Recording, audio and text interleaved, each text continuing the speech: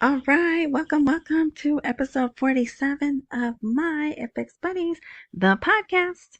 And I say podcast because there's video content, there's a blog, which is the straight way to get there is myfxbuddies.blogspot.com. You could try myfxbuddies.com, but it has to be HTTPS as in Sam, right? Spotify.com has video content, and RSS.com has a transcript. And if you're watching this on YouTube, you're really not watching it, you're listening to the podcast. And if you want to see the video where the images will move, then you need to go to the blog, and you can be directed there by looking under the box that appears to be a video. See the word more, click on more, and then the link to the blog is there. All right. Ooh, got that under 1.5 minutes. All right. So you might hear noise. I'm watching the basketball game. There's been some wild basketball games today. And I'm listening to Iraqi news. Just looking to see. Well, I'm watching it. It makes no sense to listen, right? Because I don't speak Arabic. But I do recognize names and places when they say them. All right, anyway, so Saturday was a very slow day. They had a lot of news, but it was not, it was about internal stuff that's going on in their country. See, like right now they're showing dollars. I wonder why they're showing dollars. Oh, maybe because the dollar rate is down a lot, which is good. I was hoping it would have gotten to the 13s. I was hoping it would have gotten to 13.90 during the weekend, but it did not.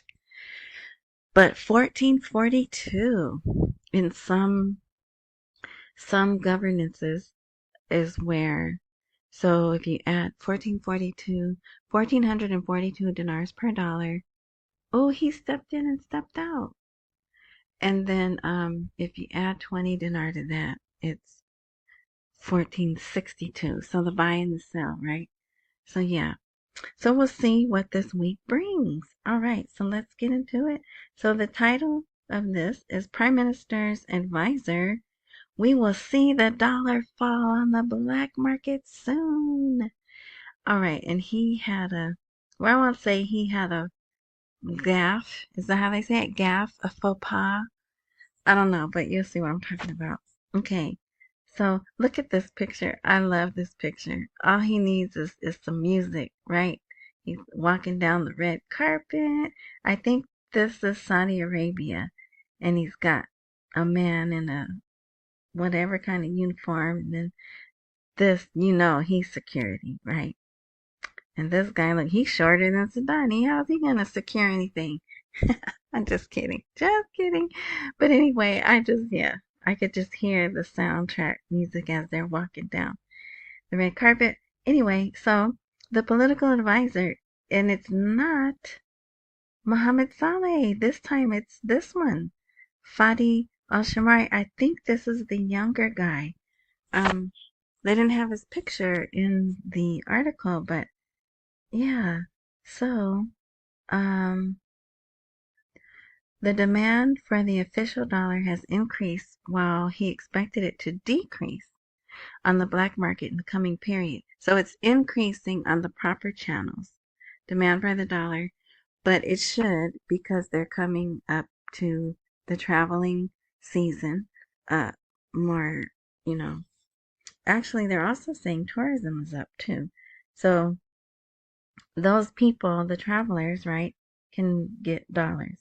But anyway, so while he expected it to decrease on the black market in the coming period. So that was what I quoted you when I said 1442. Oh, let me see. Oh, I just missed it. They just flashed the rate right now. Anyway, all right. So, but listen to what else he said. he had a press statement. The classification of financial institutions in Iraq, according to the World Bank reports, is positive. And the central bank's classification is A++ and exceeds the Emirati classification. Why he had to point that out, I don't know, but he did. So,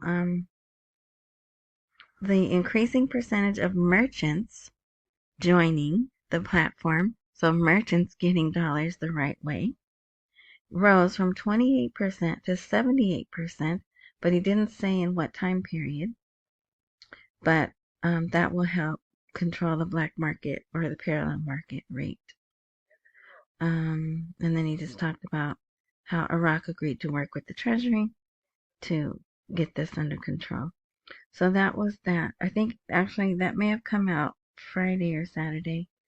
Okay, here's another article. I think this came out yesterday. An expert talks about the biggest barrier and the positives of merging Iraqi and Arab banks. So that is just something they're going to have to do. Do they have to merge? I don't know. Why to merge? Why can't they just have branches in each other's countries? I don't know. But so they'll work it out. So they discuss it. It would help enhance stability, probably for Iraq, right? Because they're the ones trying to get the other countries are stable, right? So, what would benefit them, right? What do they say? Qui bono?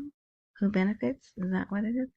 Anyway, the Arab banking sector's involvement with the Iraqi sector could be considered a risk for Arab banks.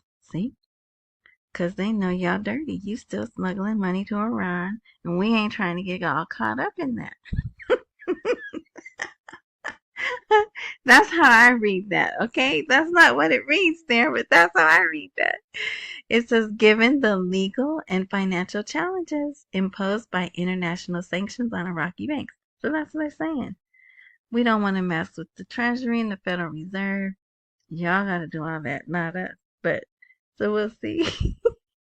We'll see what happens. And then they went on to talk a bit about the Arab. Oh, yeah. We talked about that, right? The Arab bank thing, Handel. Anyway, so some of that is in here also. And yeah, so you could read that. Here's that phrase again. The U.S. Treasury and the Federal Reserve to expand integration of the Iraqi banking sector into the global financial system, in addition to supporting the Iraqi dinar, which led to a gradual rise in value, which I don't like the word gradual, and we haven't seen it yet, but it is what it is. Okay, I was happy to see this article. Don't know who this handsome chap is. Let's see. Is he he's the Secretary General of OPEC. Hate them. How could I forget hate them? Anyway, so listen to the title of this article. I don't know how to say his last name, so we just gonna go with his first name. Hate them. Which is probably not how they say it. He says emissions must be reduced instead of calling for stopping the use of oil. So he's like, look, Western world, how stupid could you be trying to get off oil? You know it's not going to work. So what we should do is focus on cleaning the emissions. Okay, of course, that's my language, right? He doesn't say that. But also they talked about the MEES, MEES. I don't know if that's the right. In listening to people who are far more educated than I am, I hear them mention that MEES report, MEES website. Maybe it's something in England or whatever. I don't want to know. I don't care. If I don't need to know, I don't need to know. But they also talk about the Paris Agreement on climate change and reducing energy poverty. Isn't that interesting? Energy poverty. But so it is it's let me see, how can I say this? We know, okay, I'm trying not to be I'm trying not to be biased. All this time, 200 years, maybe, whatever the right time is, we've been living well. The Western world has lived well because we had cheap energy. And in fact, we would interfere with the rest of the world when they tried to get cheap energy, right? And that was why everyone wanted to come to America because look how good we lived. But now times are changing and we're shutting down the West, right? Because it's not just us, it's the EU, Australia, New Zealand, all of that is, when you say the West, those nations, countries, whatever, are thrown in there. They're shutting down, voluntarily shutting down cheap energy, and the rest of the world is now getting into it. So he's saying, don't totally cut yourself off. He's also talking about how we have our technology or whatever. I don't know if technology is the right word, but we have the cleanest methods of extracting.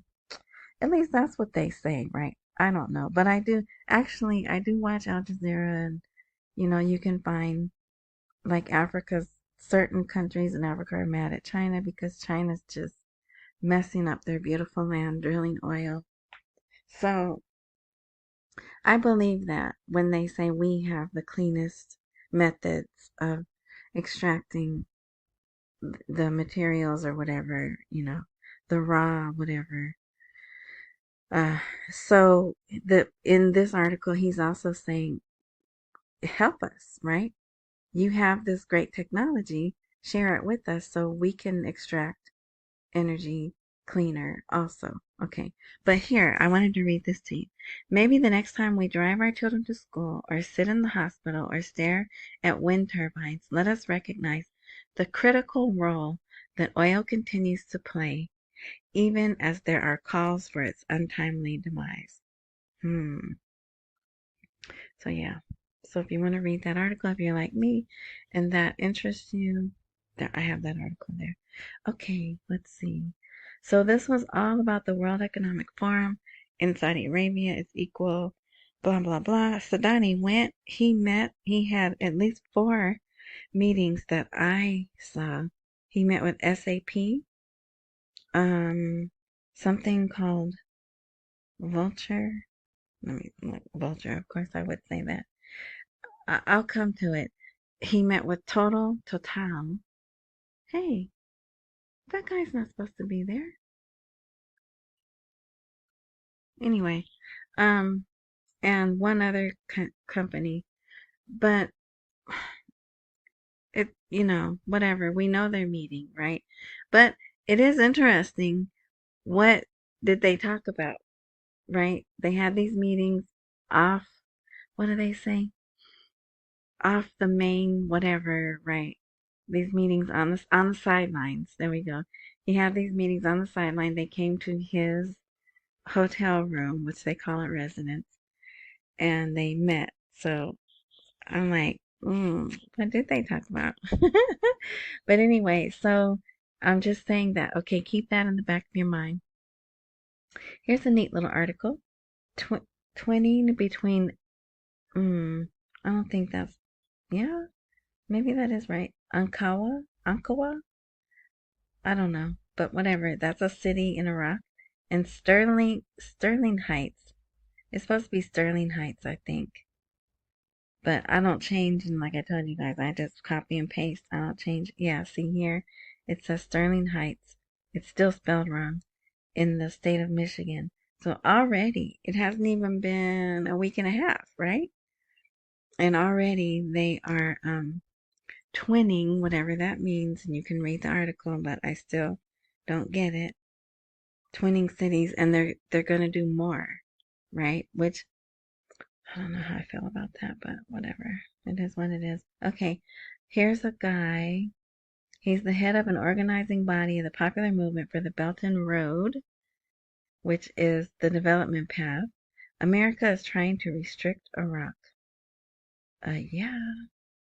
America dominates broad economic sectors, especially in the field of oil and gas and the dollar, and interferes in the issue of electricity and armament. Okay. Remember I just gave you a little summary and I said there was a bombing. It was a drone missile attack, I guess, of, calm down, youngin, calm down, of a gas film. Oh, sorry, that gets loud. I don't know why that little thing is so loud. Um, and it's they've gotten 50% of the electricity's back, but I was worried it may be a big deal, but apparently so far it doesn't seem to be. And oh, okay, what was the first thing that I said to keep in mind? The twinning? Was that it? The twinning? No, the WF. Okay. Keep that in your mind. Interference in the issue of electricity. Okay. Here's a nice little article. This guy, I can never get his name to come up, but you see, he's a more mature gentleman. Economic prospects from America to Turkey. And he's like, I told you back when I was young. No, I'm just kidding. He doesn't say that. But he says, about 20 years ago, he quoted in an article that the people who went to business summits needed to be businessmen and not just so and so's nephew, uncle, whoever, right? And so now he was happy to see. Oh, look, it was only 5 years ago. 5 years ago, 2019, I wrote an article titled Investment Ambassadors, and that's what he was saying. So now he's really happy to see Iraqi businessmen went to talk to the American companies, and also that they met with the diaspora. But he also said we need to see active participation. All right. So yeah, so if you want to read that, I just thought it was interesting. Oh, and how sad is this? So he's like, yeah, you met with all these people and you did all these things. Will our wishes come true? We just have to be optimistic and hold on to hope. Okay, so now here are some articles about the budget. This guy, Atwani, he's been in the news a lot, right? We hope that the 2024 budget will arrive next week. This was Saturday. This article came out. The hosting also comes to identify the ministry's needs in preparation for including them in the 2024 budget schedules, the schedules of which are expected to reach the Finance Committee next week. Oh, also I forgot, on Saturday they had this really big forum meeting about labor. And it's the first one, they're going to have more. And something about water. But so Sadani gave a speech, but it wasn't anything to do with the RV. Neither is the water. And I told you, I'm not even gonna go there. I'm not gonna jinx them, put it out there. But just from history, it doesn't make sense for them to make 10-year agreements. But we'll see. Maybe things really are going to be different. Okay, so there's that. So then, today, oh, oh, okay. Sudani's advisor, the 2024 budget has entered into force, and there's no need to send its schedules to Parliament, right? And so many people got all excited. Yeah, see, the budget doesn't need to go. And then the Sudanese advisor denies a statement attributed to him about the 2024 budget tables. So in essence, he's saying, hey, that statement that was attributed to me, that's fake news. Yeah. I didn't. Is he saying he didn't say that? Circulated. the statements attributed to us that talked about there being no need to send the 2024 budget tables to the House of Representatives are baseless. See? I didn't say that. So then he says the budget tables will be sent from the government to the House of Representatives, indicating the House of Representatives will in turn make amendments without the need for new legislation. That is, maybe he said that and the person who he was talking to misunderstood, but I don't know. That's kind of a long article. You see this? This is kind of a long article for a misunderstanding. They're even quoting laws in here, financial management law. So whatever. But I mean, so typical of Iraq, right? That's why you can't really get too excited when you hear something. You gotta wait 2 hours to see if something is gonna say, "Oh, hey, we said that, but we really meant this," or whatever, right? So there's that. Parliamentary economy. Parliament will extend the legislative term to approve the budget. Yeah, I'm not believing that either. If they don't get those schedules to them, last week they already put out, we got to have the schedules by this time or we going on vacation. But if you get it to us in this time, we'll extend our recess, right? Remember that? So now today they're saying that, but I don't believe that. But we'll see. Because, let's see. I'm going to go out of order right quick. Oh no. Oh. Okay. Well, there was an article saying, praising Sadani.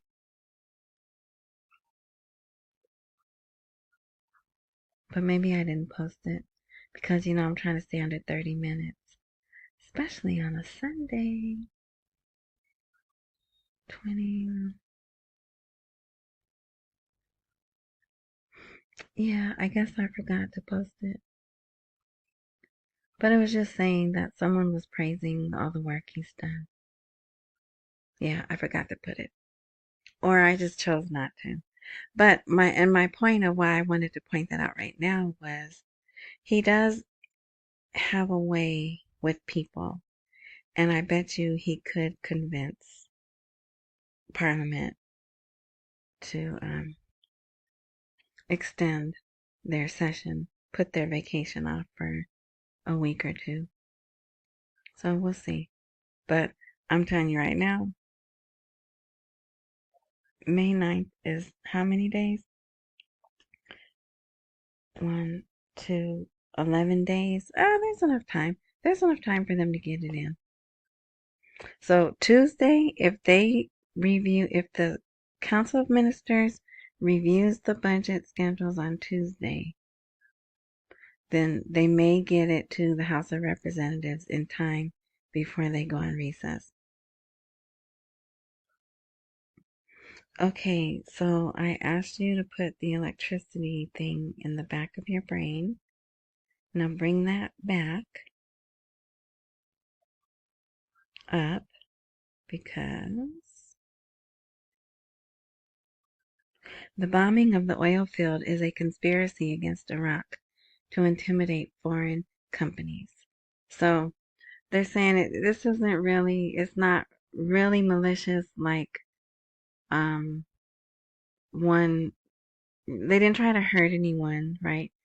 They just want to mess with them as they have stability and they know all of these companies are about to come to Iraq, right? So they haven't heard about any issues with bombings. So someone, probably Iran, chose this field, this electricity thing, whatever, station. I'll say a station. They chose to blow that up to put electricity out, just, to cause problems. So I actually like that. I don't want it to be a big deal. Okay. Oh, here. So was this my favorite article? Or this one? This one. So, Sudani advisor, I think this is a different one. No, this is Mohammed Saleh revealed today, Sunday, the reasons for the dollar's decline and its proximity to the official price. It's getting closer. So he says the exchange market achieved a decline. And the reason why I get, I'm not really excited about that, but because of the group of people that I listen to in Dinarland, at one time, months ago, they were told they could get the official and parallel rate to match. Close enough. 1390 wouldn't exactly be 1310 or 1320, but maybe 1390, 1350. Then they could go from there to 1,000 and then there release the rate. We didn't get there because all this other stuff happened, right? But so it's getting closer, and so like I said, we'll see what happens the rest of the week. But the exchange market achieved a decline in dollar prices during the past 6 weeks, with a rate of change in favor of the Iraqi dinar approaching 9%. Oh, shoot. 9%. I don't know, whatever. And that all of these positive developments work in the interest of the strength and stability of the Iraqi dinar, and this reflects positively on the general level of prices, which is still, look at that, ellipses. So there's some words there they're not letting us see. It indicates annual growth. That's what I feel that means. It indicates annual growth that does not exceed 4% as measured periodically. The efforts of economic policy have truly combined to impose a climate of stability in the general level of prices. But we don't want stability. We want it to go down. It is now implemented with great speed and efficiency compared to the previous period. And he goes on to talk about the reserves, all this stuff we already knew. And so see here, they had 1452. So at the time of when he was talking to whoever he was talking to, it was 1452 dinars per dollar. So yeah. All right. But okay, so then someone else came out like to co-sign on what he was saying. The decline in the dollar exchange rate is temporary. Actually, no, not co-sign, contradict, right?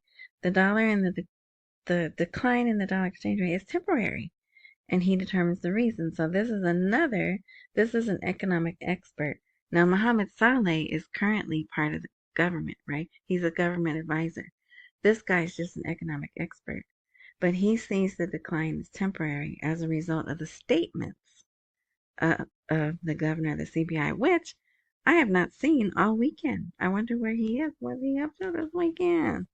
I didn't see him all weekend. Anyway, so the statements of the governor of the CBI during the television interview. So he's kind of saying it's speculative. And the CBI governor gave some good words, gave some good talks, and so that's what helped it drop. But all that's going to go away, you know. And he's thinking the rate's going to go up. I hope he's wrong, but excuse me. Then he directs them. So if you read his article, he directs people to go check out what Mohammed Saleh said. So I thought that was neat. Yeah, so that's why that article's there second, because I don't know. That's how my brain works. Okay. Um, Here they put out Iraq can track money laundering crimes even abroad. And I will tell you, they have to put that out because there's people who, even though there's new technology and they're telling them, hey, we can see you when you're taking bribes now. They had arrested someone either Thursday or Friday and they were running it all over TV. At least they blanked his face out, but he had money, and I think it was the 50K dinar notes. I was trying to blow it up. It didn't look like dollars to me. It looked like 50K dinar notes, but he was still taking bribes. And yeah, he got arrested, and they aired that until they killed that lady. They aired him. He was how they rerun things every 10 minutes when it's hot news. Okay, and so Sudani is back. already from Saudi Arabia. But so I put these other things here. If you want to read this about what he was supposed to do, the launch of the World Economic Forum sessions in Riyadh. Here, so I put all these articles down at the bottom. Carrying with him the path of development. What are the most prominent files that Sudani will discuss in Riyadh? And there's that picture. So if you want to read that, you can. Here is SAP. Vertical future. That's the other. Introducing technology to Iraqi agriculture. Oh, okay. Maybe that's going to be the vertical farming. But anyway, so that's transferring the possibility of transferring technology to the agriculture sector in Iraq to confront climate change and water scarcity. All right. So, and then this here, special meeting number 2. Sorry, special meeting 24. What to know about the program and who's coming. So I put this at the bottom because it has different fonts and formats, and y'all know I don't do good with that. But there's some pretty interesting things here. The Great Reversal Report. What is that about? A widening income gap between the world's wealthiest and poorest countries, right?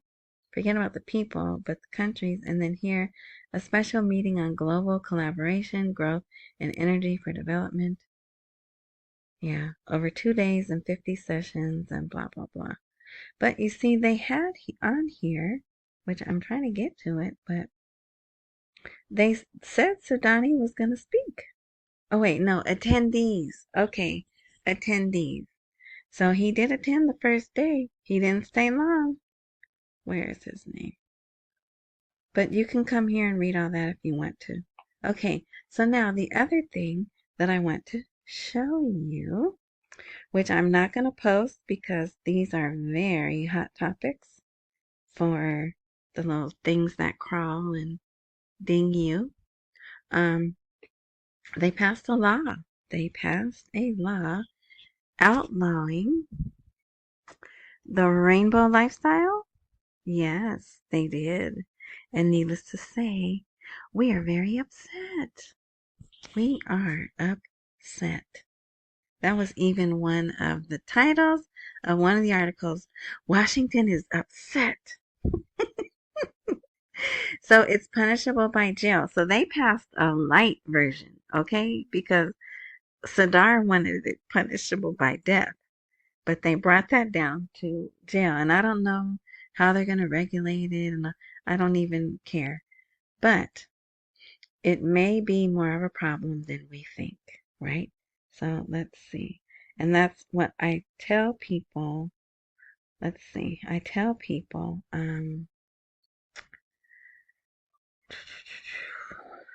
there's other things. See this? A politician comments on Romanowski's tweet. He calls it an open threat. Well, she tweeted, "We are upset about this law and it may," oh, here. It may interfere, no. It may interfere with foreign investment. But it won't, because all the other countries that they're going to do business with, they don't care about it either. It's not a lifestyle that they want to promote or honor. We're the only ones pushing that stuff. You don't believe it? Here, then I'll show you this. I'm not posting this article either, but let's see. Is the title? Here. The Iraqi Parliament passes a law criminalizing a word. Oh, you can go. In some places, you can get in trouble for saying that word, right?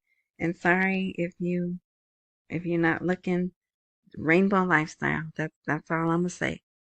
Okay, so that's what this is about. And maybe you know what? I'll put a link. That's what I'll do. Post-production, I will put a link to this article if you want to go read it. But I'm sure it's all over. Well, if you search You could search this. You could search this word. Iraqi Parliament passes law criminalizing that word, and I bet you'll get plenty of articles on it. Okay, but here's this part. When Uganda enacted a law last May that included, see, they did go full, they went death penalty for certain acts. The World Bank suspended new loans, and the U.S. imposed visa and travel restrictions on Uganda. And remember, I don't know if you saw those videos, but I did, because they went viral. Uganda was like, we don't need your money. We don't want that. And go ahead and get on out of here. They laughed at our vice president, told her to take her money, take your little $60 million. We don't want that in our country. And there's another one. There's another country too, not just Uganda. But anyway, so my point is, this could be a problem. I hope it's not.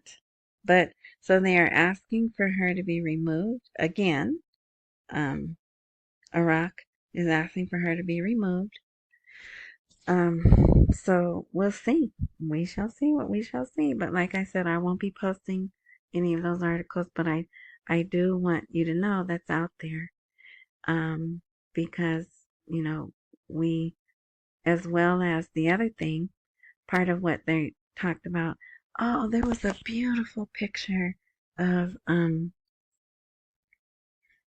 Sudani and the little young Prince bin Salman, whatever, crown prince of Saudi Arabia.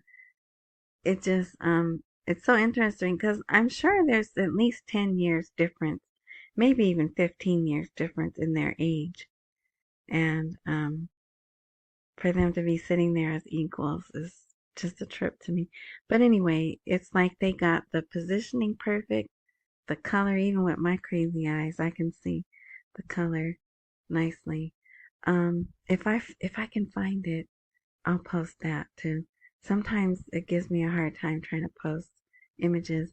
But anyway, and so all the other Arab countries will support Iraq in that new law that they just passed.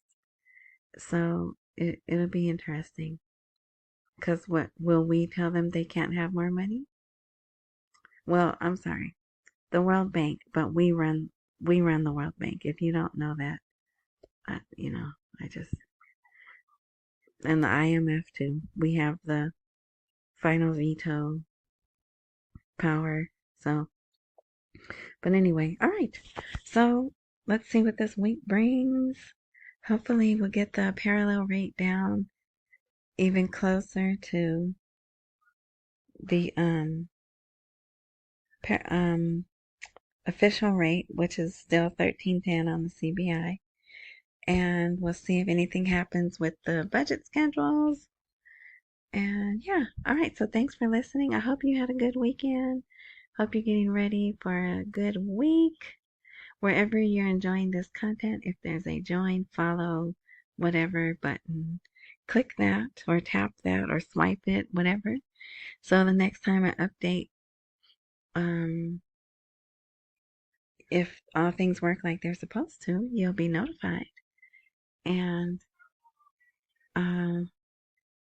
that's it for now. Enjoy the rest of your morning, night, noon, evening, whatever time frame you're enjoying this content. And until next time. And thank you.